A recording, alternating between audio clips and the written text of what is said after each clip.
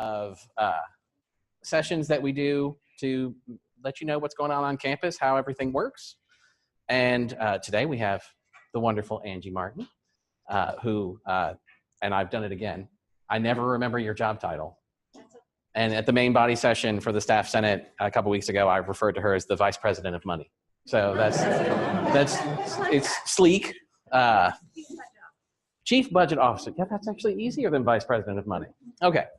And she's going to talk about how the university gets its money and how it spends its money. So please give her a warm welcome. Thank you. And I've been told, since I didn't know, that this is a microphone and I get to throw it at people. At which I said, you know, I'm really not good with balls generally, and they're round. So I would imagine I'd be horrible at a cube. So they're going to throw it at people.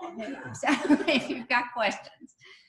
Well, thank you all very much for coming. And I'd like this to be as interactive as possible. So this is, the way I see it, this is your hour. I've got a presentation to go through, but if you've got questions at any point along the way, just raise your hand and I'll be glad to answer them.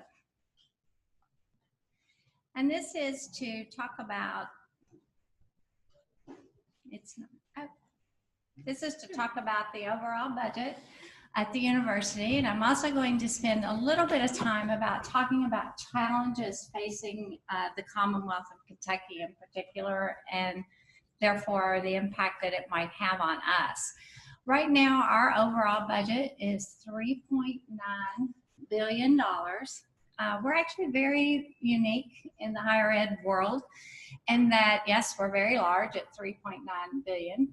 But we're all in. So this includes UK healthcare. This includes the clinics. This includes athletics. We do not have a separate development or philanthropy foundation. And so that is literally a department and within the university as well. We're very encompassing of the whole institution. Now, on an operating budget, this is actually presented to the Board of Trustees. In just a second. What do we need to do? Sorry, I can hear audio. Sorry about that. No problem. Well, it says the microphone is muted. The speaker's on my computer. Oh. We like technology. Mm-hmm. There we go. Sorry, I didn't realize that. No problem. So the Board of Trustees actually approves this budget for us every year. And it is totally not like a for-profit entity or a company in that revenues equal expenses. We present a balanced budget. We don't have we're not shooting for a net profit necessarily, where revenues exceed expenses. I'm often asked, well, how much does it cost? And I'm like, it costs as much as we have. That's the way we really try to budget all our revenues. Now we've got the question of where does our money come from and where does it go? How do we spend it? Out of $3.9 billion. And we have to be very good at explaining where our money comes from and how we are fenced in some regard on how we have to spend it. Because a lot of times, those that contribute to the university, those that fund us, thinking about the state legislature, students even, you know, they think $3.9 billion, why are you always increasing tuition rates? Why do you always want more state appropriations?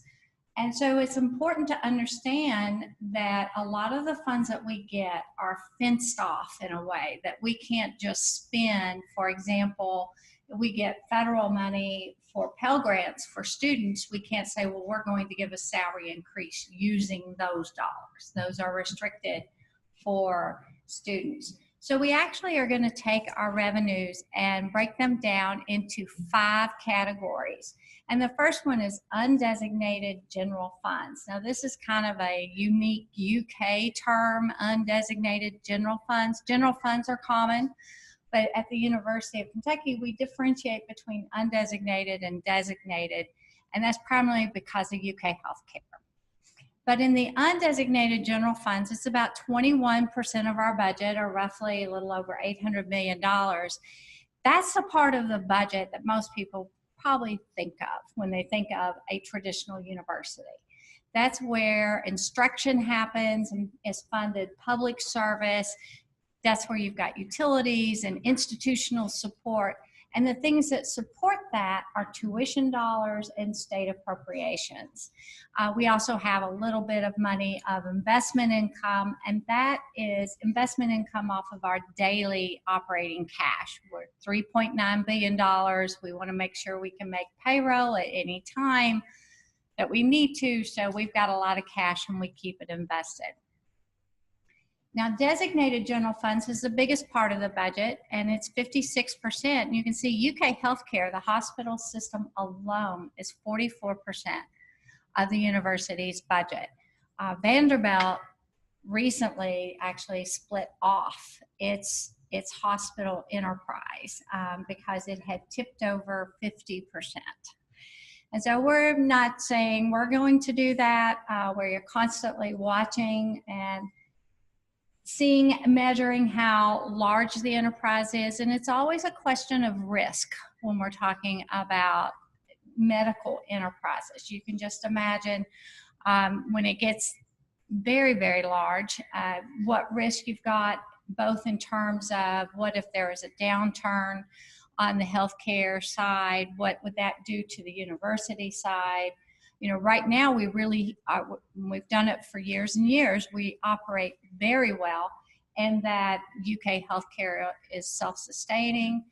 They support the academic enterprise. Money generally flows this way towards the university, and we do not have to prop up or support UK healthcare.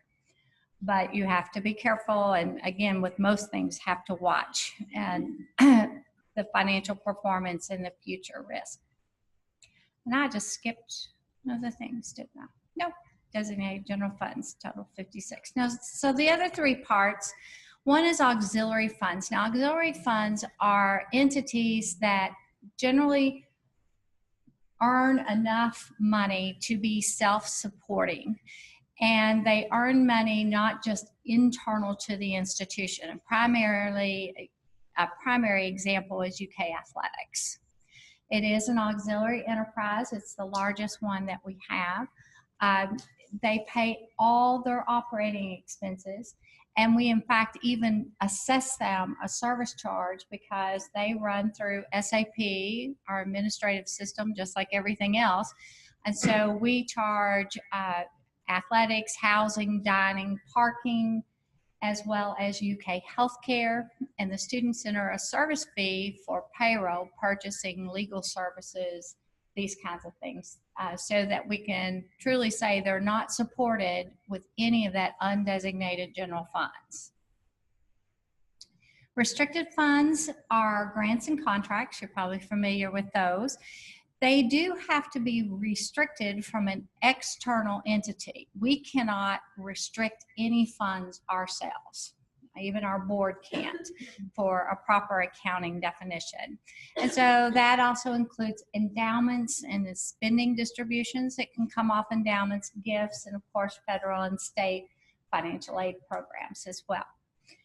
Then we have fund balances, the last part. And this is another strange term that in most accounting books, actually, it doesn't exist anymore, but in university settings and when we are working on it from a management perspective, we still call it fund balance. But what this is it's non-recurring money. Everything before, the other four buckets are considered recurring. You expect to receive that money every single year. You're able to earn that money every single year. Fund balance is non-recurring in that it is accumulation of savings of prior years. So if you earn more money than you spent, that would create fund balance, and it would carry over to the next year, and you can spend it. Now, if you spend it, that's great, but that doesn't mean it replenishes. So you do try to match up a basic budget principle of paying for recurring expenses with recurring dollars, paying for non-recurring expenses with non-recurring dollars. You don't want to have a salary increase funded with non-recurring dollars. That means you're going to be on a scavenger hunt every year during the budget process, and it's hard enough. Don't want to do that. So how has our money changed over time? And I really like to look at this slide because it shows in the last 10 years, the overall university's budget has gone up 76%, but then the hospital has gone up 125%. Tuition and fees have gone up 111%, but look what's happened to state appropriations. They've actually gone down 19%. Yes? Forgive me, jumping the question your way. I was asking, where does the profit from the hospital go, and how much of it is invested back into the organization? Excellent question. The Board of Trustees designates the hospital revenues to be reinvested back into the hospital. So it is more self-contained. There is money that is reinvested from the hospital that crosses over to the healthcare colleges primarily College of Medicine, but then it goes into College of Public Health and Nursing and Pharmacy. And they pay for a lot of the residents in different academic departments to make sure that we have the faculty on staff that we need to perform services for the hospital, at the hospital, as well as to teach students. But it is more self-contained, and the big piece that I guess really comes out of the hospital that supports the university in total is the service assessment that we were talking about, where we look at and we actually do a study and say how much of all of our central services costs should the hospital, for example, pay for, given the activity that they've done. And we send them a bill every year and they pay it. So this looks at our expenses university-wide. And you can see that we're heavy personnel, no surprise, 49%. Actually, if you look at a lot of university budgets, that's a low number. Most universities, personnel accounts for over 60 to 70% of personnel. And what's driving ours more toward the operating is the hospital. You think about the supplies that a hospital will go through. And by incorporating that in there, that is what's kind of skewing our percentages when you compare to any other institution that doesn't have an academic medical center, or they do have one, but they're separately incorporated and therefore not necessarily included in their overall budget. Now we're going to talk just a little about budget modules. Great. If you have any preference, I could say the question still. No, this is good. Okay, well, I've worked in various departments and have always been told that we need to spend all our funds before the end of each fiscal year. If we do not use all the funds, we lose them for the next fiscal year. Why is this process in place? Excellent question and perfect timing. That's what we're going to talk about is budget models. With budget models, you've got everything that ranges from incremental budgeting all the way up to full responsibility centered, or RCM is what it's called, models. And the star is where, it's my guess, I would put us is about on the continuum of budget models. And so budget models are different ways to allocate funds. It's how much responsibility do you delegate out? And it gets into questions like that. What do you do with your money at the end of the year? And who has control over those funds? At the University of Kentucky, incremental budgeting, and I'd say that's where we really were when I came here way too long ago. You basically have your base budget, and then each year your budget, a department's budget, would go up a little for known salary increases, benefit changes, and that's pretty much it. Maybe a little bit of supply money, but it's been a long time since we've done that, been able to do that. And at that point, At the end of the fiscal year, if you did not spend your money, you lost your money. It went back up into central coffers, if you will. Now, the way the university has devolved is now fund balances stay at the area. We have 5 large areas, like the provost, how all the colleges, all that is an area. The EVPFA is an area. The Executive Vice President for Health Affairs is over an area. And then the president is also over an area. And then we have a little group of accounts that we call university-wide that support a lot of different truly non-personnel expenses, but more like risk management, insurance, that kind of thing.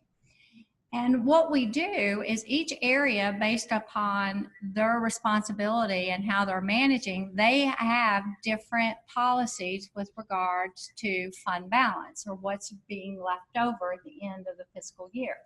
And we all know that it is not prudent to tell people, if you don't spend it, you lose it, because then what happens?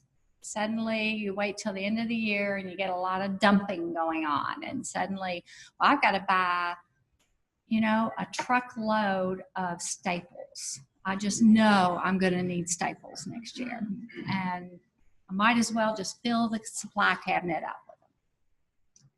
So what we've tried to do is, by area, institute policies that balance. We don't want this overspending for things we don't need, but yet we do want to be able to invest these resources into critical needs in the future. So we've got different policies for different groups. For example, my office is in the EVPFA, the Executive Vice President for Finance and Administration. And what Dr. Monday does is he says all fund balances roll up and go to his central reserve account, but then each of his direct reports can go to him and say, I would like to have some of my fund balance back for X, but it's going to be for a reason, and how is it going to further the good of the institution or the office, and what do you need to do? And so he pretty well will work through those types of requests and send the money back out. The provost area, the provost does have a tax on fund balance, so that he creates a central pool it's not very high, but it gives him some money to invest in really strategic areas. But then everything else goes back to the college head. So the dean then decides how to distribute that money further down to the different departments within each college. And so it can vary depending on the size of the college and depending on the number of direct reports and initiatives that are going on. But we really do try to decentralize the control of those funds. Any other questions on fund balance or budget models? I think we're moving actually further and further toward RCM. I don't see us becoming an RCM type model entirely, because RCM means each college or well, it's pretty much at the college level, it's a tub on its own bottom. And because of what's going on with state appropriations, and we'll get into that, it can really hurt an institution that has the breadth of programs that we do. And so there's not a good way to allocate revenues and expenses in a more business type model, where that's where a lot of the RCM's programs have headed. Yes? Does anyone monitor or audit purchases and to see which departments are waiting until May or June to use all their funds? Yes, people do monitor. I wouldn't say that they audit them per se, but we have on each primary area, we've got an area fiscal officer, normally an office of, depending on the size of the area, but they often look at the expenditure patterns. And we look at a lot of different information when we're evaluating requests. If we're looking at funding availability for new initiatives. So yes, they are reviewed actually probably quarterly at least, if not monthly. So in building the budget, the university has these 4 budget development principles, and they have been with us for as long as Capilouto has been here, been president. And we really do try to build our budget to be in compliance or to follow these principles, where we want student access and affordability, competitive pay for faculty and staff. We've had 6 years of salary increases in our most recent run. And then we do try to prevent across the board cuts to maintain and enhance our academic quality. And of course, we are investing in diversity of all sorts to build a community of belonging. But now our budget development process is really 3 steps. And the first thing that we do, well, let me explain. When I'm talking about building the budget, what we do, if you think about the total $3.9 billion budget, a lot of our decisions actually come off of that undesignated general funds. How much can that 21% of the pie afford? And then most of the decisions that we make looking at that stream of money, we then push to all the other parts of the institution. For example, when we are looking at how much money do we need, one of the first things we do is say, okay, if we want to increase faculty and staff salaries, how much will it cost of this undesignated general fund? And given everything that we've got going on, when we come down to the decisions, then that decision is applicable to all other areas with the exception of one, and that's UK healthcare. UK healthcare does operate on a different cycle with regard to salary increases, and that's primarily because of the competitive market that they are in, the local competitive market. And so, in fact, their salary increases are effective October 1st, not July 1st, because that's the time when most hospitals in our community, they do their salary increases. Because otherwise, you can imagine the competition. We put salary increases out July 1, then the hospitals are down the street, and okay, I'll pay a quarter more per hour for a nurse, and there we go. So it works out better if they're in that environment on October 1st. But we have to go through and identify all the needs that we have. And it's not only the fixed costs, what are utilities going up, but we're looking at student financial aid and our scholarships. And then we have investments in strategic activities. So we usually come up with a big number. Out of that $80 million base, we normally come up that we need about $40 million. Never fails. Every year it's about $40 million. That's what we want. And then we have to go to step 2. Well, that might be what you want, but what do you have? Because we want to be able to balance our budget recurringly. So we have to look at the change in state appropriations. We have to consider what new revenues do we have coming in, and we're always searching for new revenues. And then are there any increased efficiencies or allocations? And then between step 1 and step 2, there's a gap. And so at that point, do we then turn and look at tuition and fee revenue? We don't really start at the top and go, okay, let's look and see how much we can increase tuition. It becomes one of the last things we look at. And remember, tuition and fee revenue is the result of 2 things. It's the rates, of course, but it's also the number of students we have.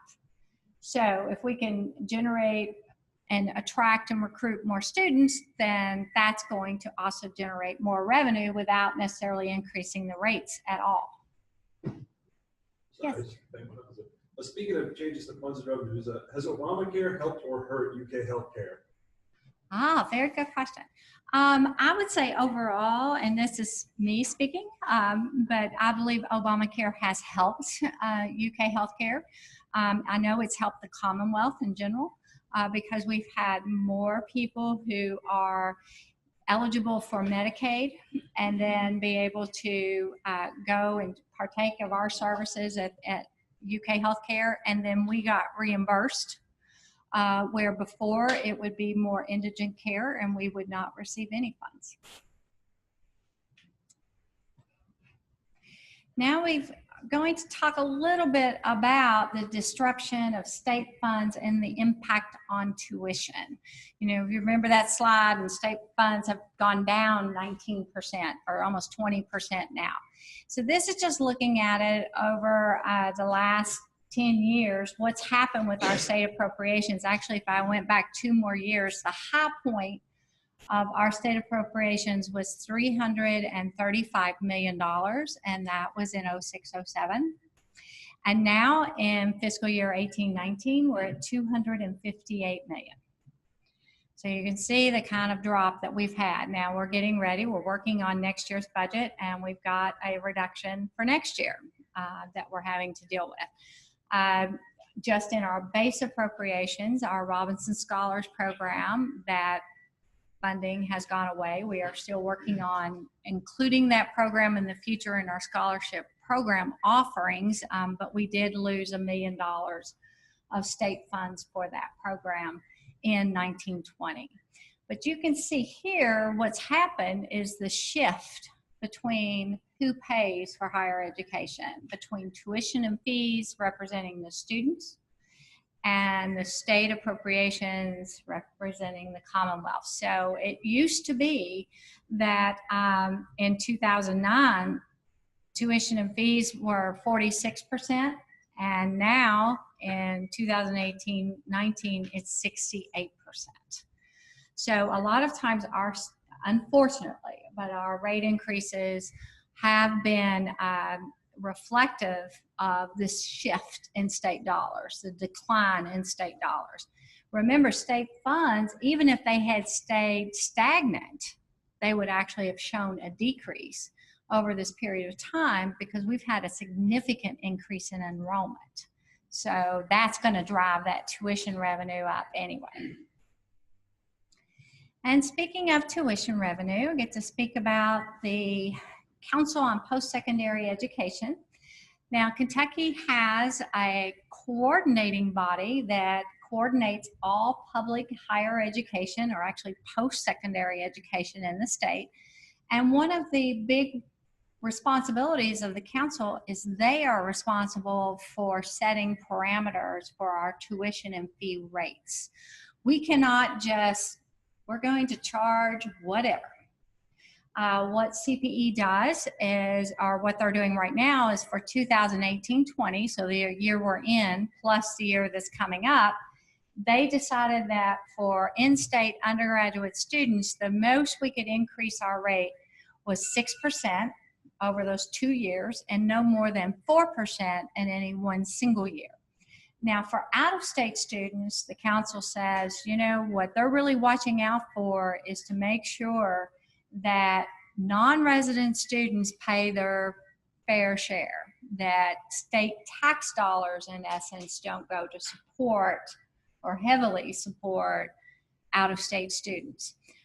So they've got a rule right now that the average net tuition and fee revenue, that means tuition and fee revenue minus scholarships that we give non-resident students, has to exceed 100% of the direct instructional and student services cost per student.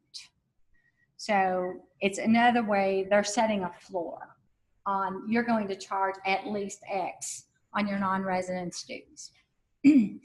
Graduate and professional students, CPE just says that the tuition and fees are to be market competitive. But the process we have to go through is we have to take our rates, our proposed rates, to our Board of Trustees. They sign off of them, and then we have to submit them to the council, and they have to approve them. So what have we been doing with tuition and fees? This is just a schedule of what we've done with our undergraduate resident rates all the way back to 2009. And you can see we're getting, we're really trying to focus on affordability if you look at the last 3 years. And this actually is for fall 2019, so the fall is coming up. We tentatively have, the president has said he really wanted to keep that resident rate increase for the last 2 years. So for 18-19 and 19-20, he wanted to keep it at or below 5%. We went back at least 35 years and we could not find a time where over 2 years the rate increase was 5% or less. So I'm really hoping we can pull this off and have a balanced budget and do the things that we want to do, but try to keep our tuition rate increases low. I have a question regarding the Our Path Forward article that they had written a couple days ago, and I'm working on purchasing. I know that's something near and dear to our hearts.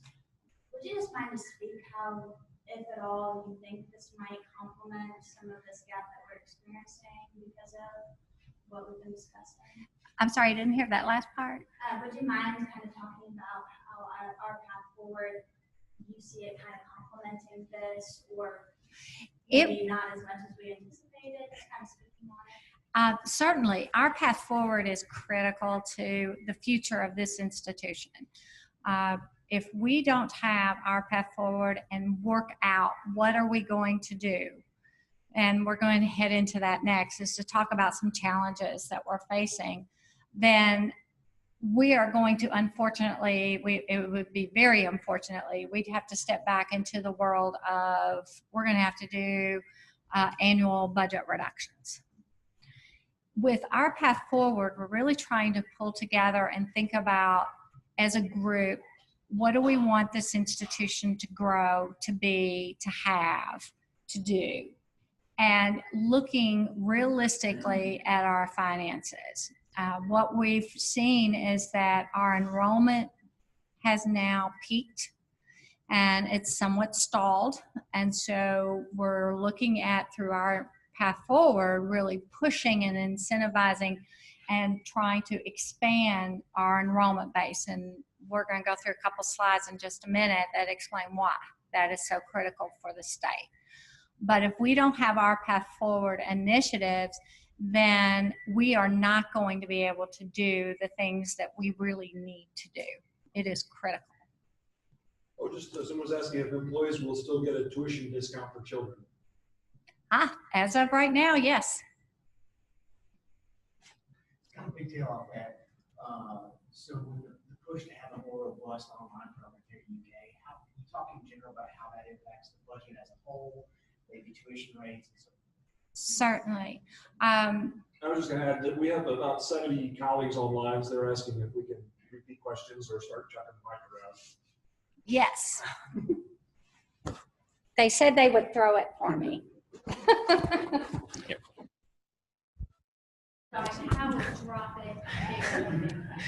All right, so to pigtail off the last question, with UK having a push to have a more robust online program, can you talk a little bit in general about how it impacts the budget as a whole and then maybe tuition rates?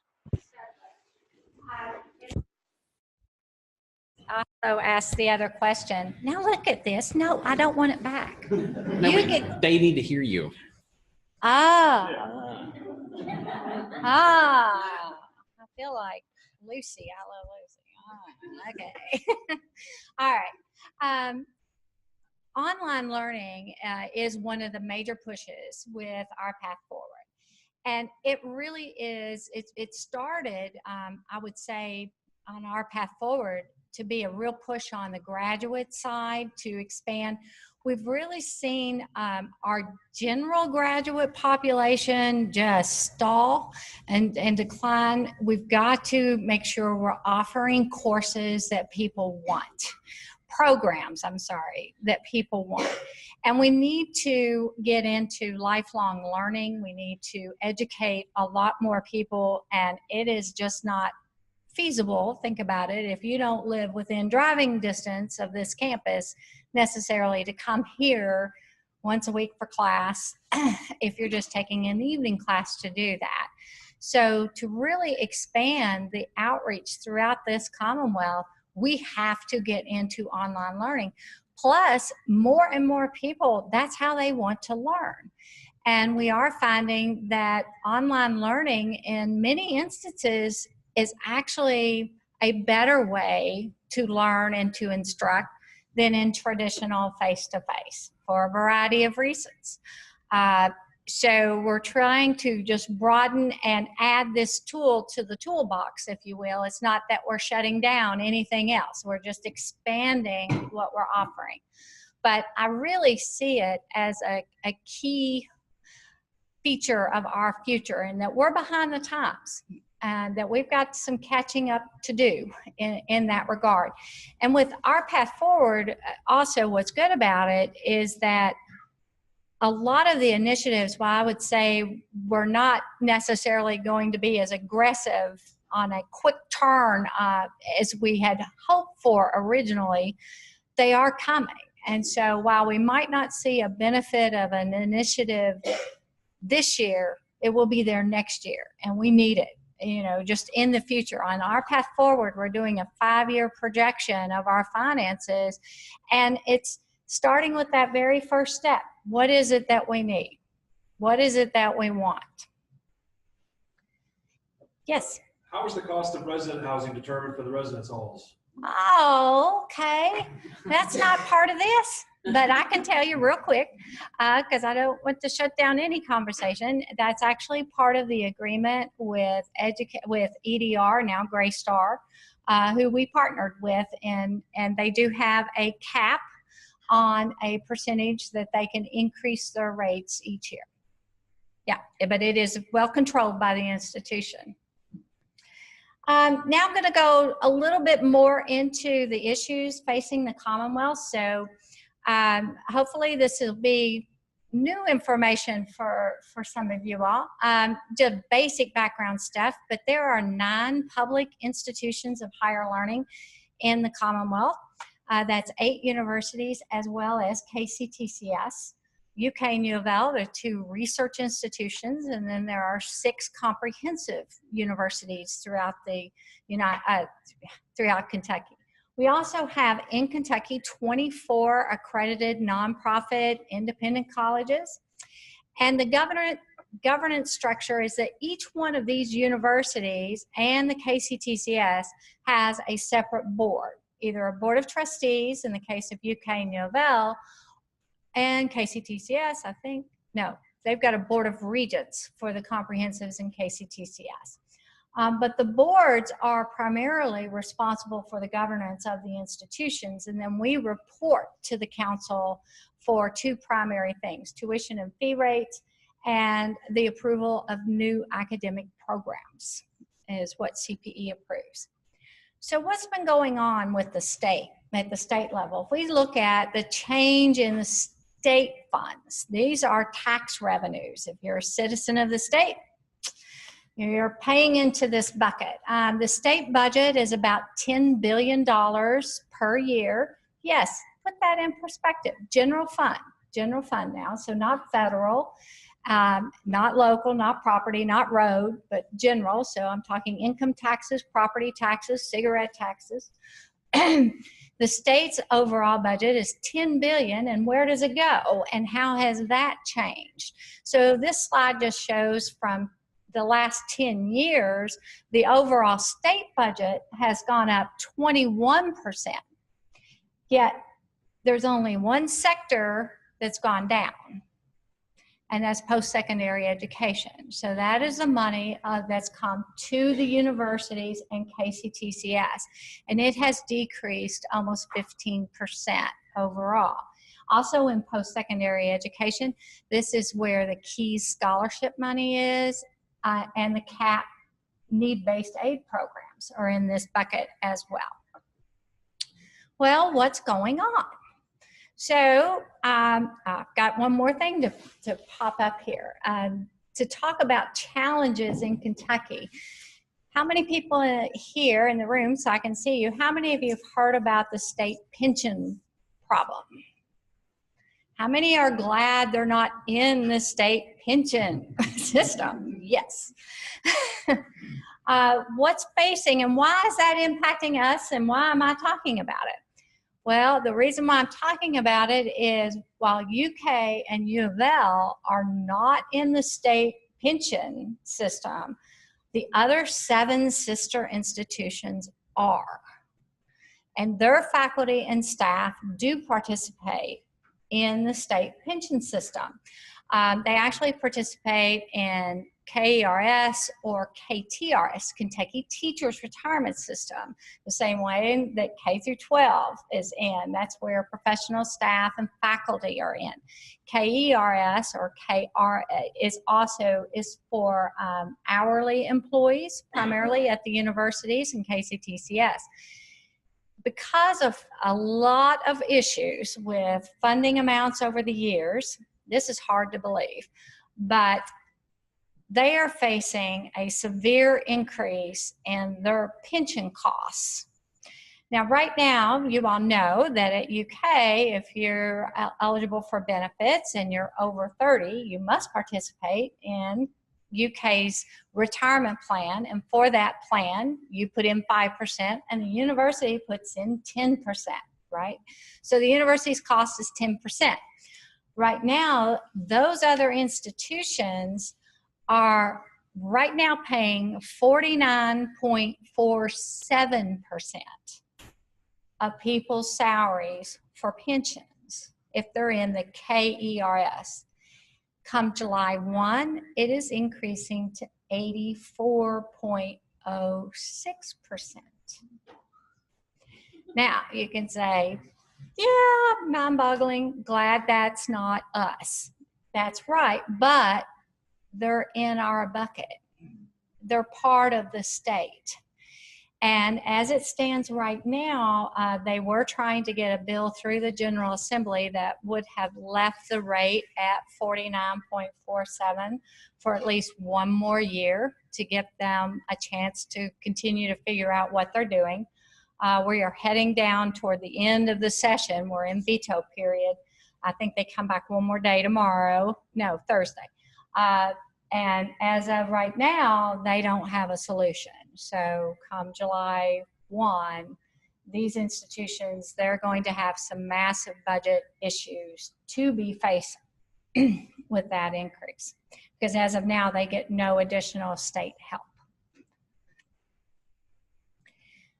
Now I'm going to get a little bit, I'm trying to put this in context of why our path forward is important. Why is it that we need to grow? What are the problems outside of our beloved campus that, why can't we go to Frankfurt and say, just give us more money? There was a question about the previous slide. I noticed that the Medicaid bucket increased by 84%. Is any of that due to Obamacare? Is there a way to decrease those who need Medicaid through the workforce and fund the state education pension? Okay. The Medicaid increase was, yes, partly results of Obamacare, that funding that went in, but for every dollar we put in, we received $4 from the federal government. So this just reflects 1/4 of the investment that was there. Anything is possible if you can get the General Assembly to agree. Now I want to talk just briefly about something that there's not a lot of talk at this level, and this has to do with Kentucky's workforce participation. And I apologize, this is hard to see, but what this is a slide that shows for all 50 states, I'm even going to find my notes, of all 50 states, what percentage of the eligible workforce is participating. Eligible workforce is aged, I believe this is age 21 to 64. So they're out there looking and just saying, if you're in between here, what percentage of your workforce is gainfully employed? And I put gainfully, just employed. On average, on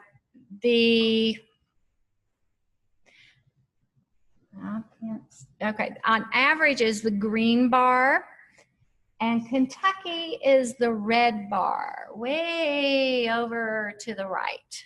We're at 57.6%, I believe. So that means in Kentucky, only 57.6% of our workforce is employed. Now, if the state has to, you know, we're saying we don't have enough money. Well, they get money from taxes, and people pay taxes by working. And if you don't have enough people working, you see where I'm going with this. And so this is a more disturbing look. This is just looking at Kentucky and what has been happening with the percentage change of our workforce employment. And what's happened for a variety of reasons, but the number one that they're putting nowadays is the opioid crisis. And then also Kentucky has one of the highest rates of incarceration. So, and then we have a very high rate of people that are disabled. So these are reasons why our workforce is not where it needs to be. And we definitely, you know, I haven't even started talking about the educational attainment level of the 43% that are working. If you think about that, more than half are not working. So this slide actually came from the Kentucky Council on Post-Secondary Education. And one of the big pushes that they are doing is to say, we've got to have Kentucky's big goal. And right now, currently only 45% of Kentucky's population, workforce population, has a post-secondary degree or certificate. So this is, you know, not, and degree includes associate degrees.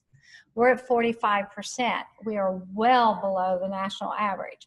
So the goal is to get close to the national average by 2030.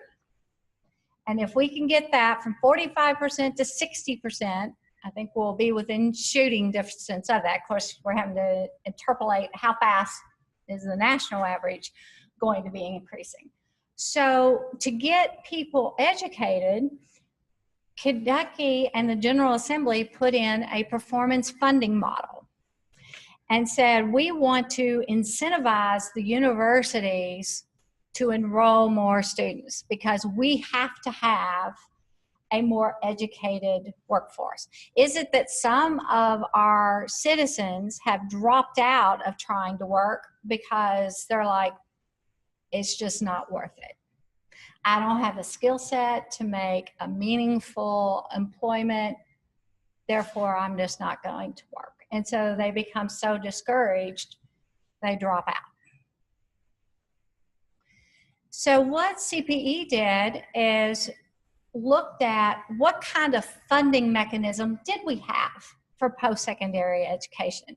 And this kind of really sums it up nice that for more than a decade, they were in the incremental funding approach.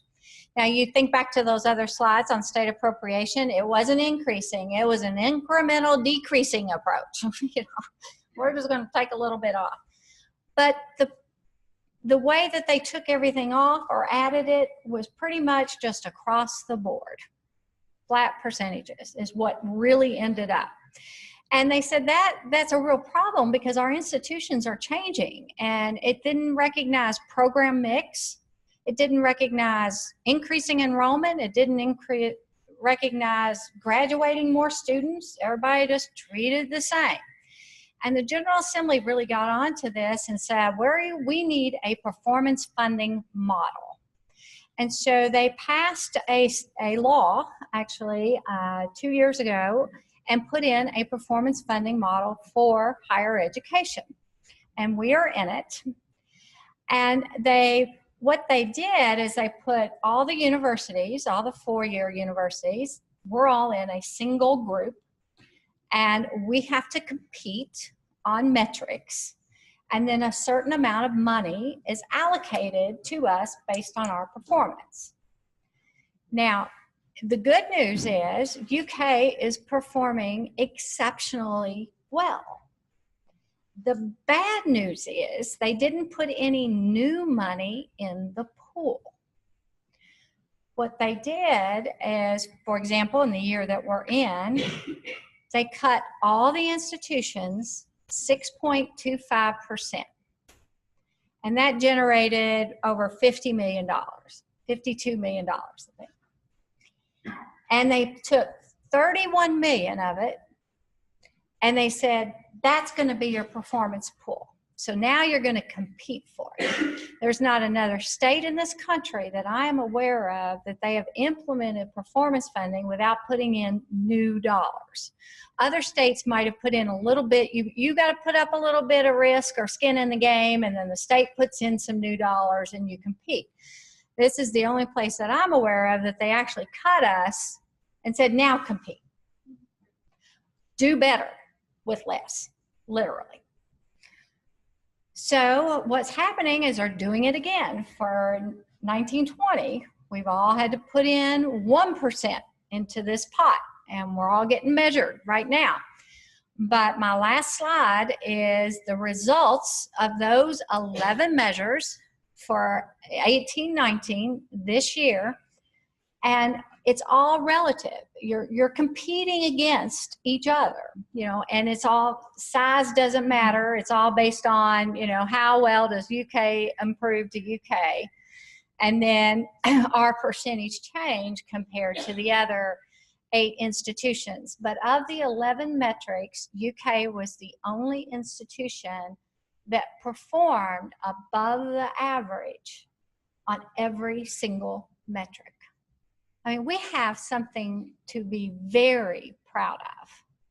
So proud that the other institutions kind of want us out of the model. You know, UK and U of L, they want out. They said, oh, it's just not right to have you competing with us. And we're like, oh, yes, it is. And we don't need UK and U of L together fighting again. So this is where I was going to leave you. You've got to be proud. I would say overall that Kentucky's future is promising in that, and I think what UK is really doing and trying to do, we're trying to perform as best we can, do what we can. We know our strategic plan is right, our goals are right, our initiatives, our path forward. Not doing budget cuts, that does not help with anything. You know, we have to grow. You can clearly see the state needs us to grow. We have to be educating more students. And we then have to figure out how are we going to pay for it. Any other questions? Well, there's a request for your slides if you're going to share them. Yes, I'll be glad. Can I give them to you, Rob? They will be up on the Staff Senate website. Yes. So really, it's more of a comment that I'd just like to get your response to. So if you look at the workforce, the people who are working, it's 42% or something. But those are the people who are sending their children to college, right, and having to pay for it. So we have a legislature who's saying you have to do better, you have to get more, but we have a workforce participation that's going down. They're the people who have to make the money to pay the tuition for their students to come here, and tuition keeps going up and up and up, and they wonder, why do we not have more people in higher education when we have plenty of room for them to go? And I keep thinking, well, the last 3 slides tell the entire story about why that's not happening. Am I missing something there?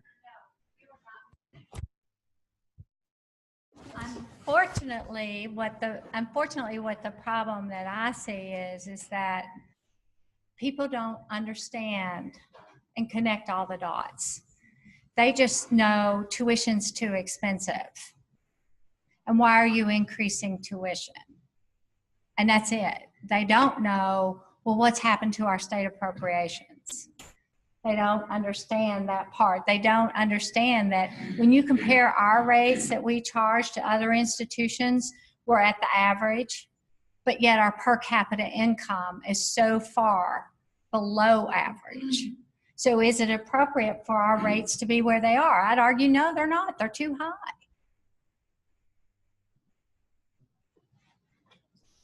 You get to catch again. All right, so that brings me back to philanthropy then. So one of the ways that you can, of course, take care of the tuition issue is finding some way to help pay that tuition and really go out and promote that. Now, when I was graduating, UK really didn't care whether I came here or not. Quite literally, there were no scholarships, and nothing was really out there, because if you could get to campus and pay for it, there were no admission standards, none of that stuff. And now it's a completely different place, and I have seen that evolve over the years, which makes me very happy. But now we're paying what I paid for tuition way back in the day was a pittance compared to what they're having to pay now.